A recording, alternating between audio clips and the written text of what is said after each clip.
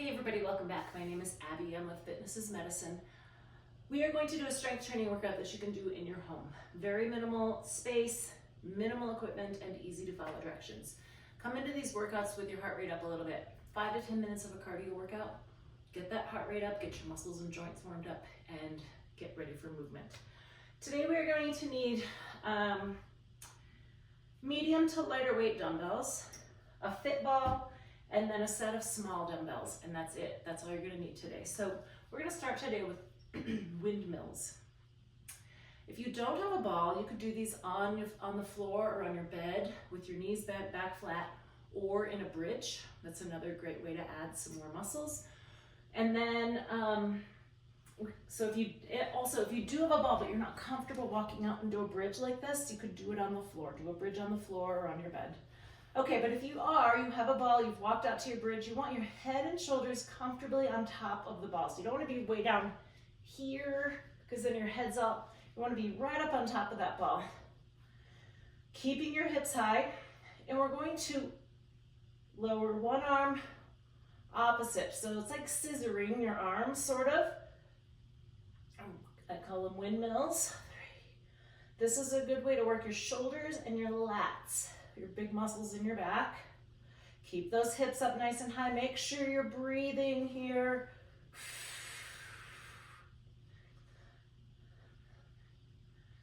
7. Now keep those elbows straight, or at least the same angle. 1 more each side.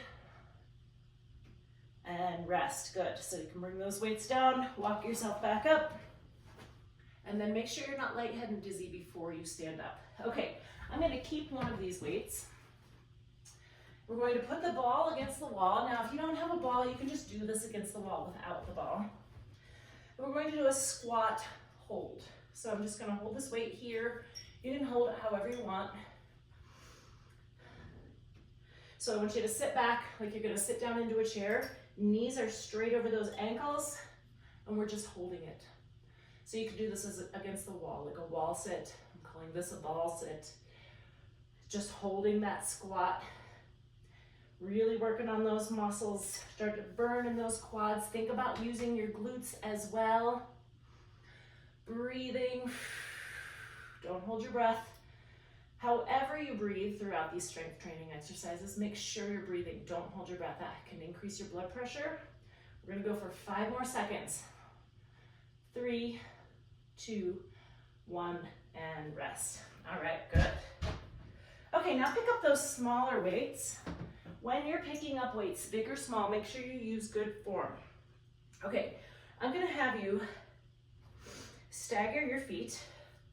So one foot is forward of the other, not super far, and then a nice wide stance, tummy tight. We're gonna take those weights out to the side, and we're just gonna pulse. So keep them about shoulder height or maybe a little lower. Breathe. If you've picked up too heavy a weight, you can switch.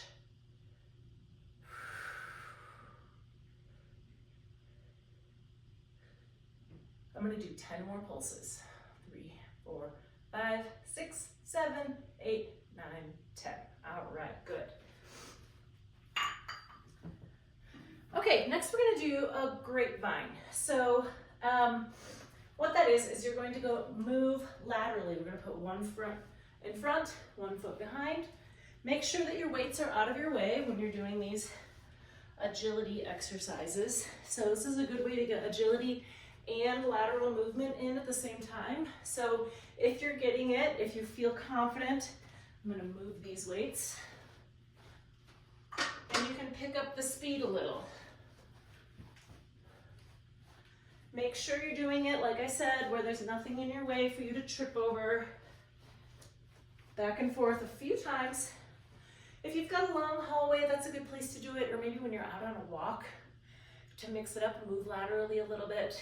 Get those muscles moving in a different way. Okay, now we're gonna stand on 1 foot. So I want you to stand, maybe your hands are right over the kitchen counter or somewhere where you've got a good sturdy object for balance. I want you to try to stand on 1 foot.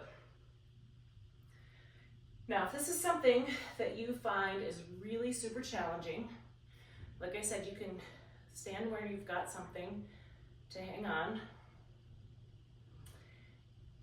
When you're standing on one foot, it's important to keep those hips stable so you're not out like this. See how my hip kind of juts out to the side?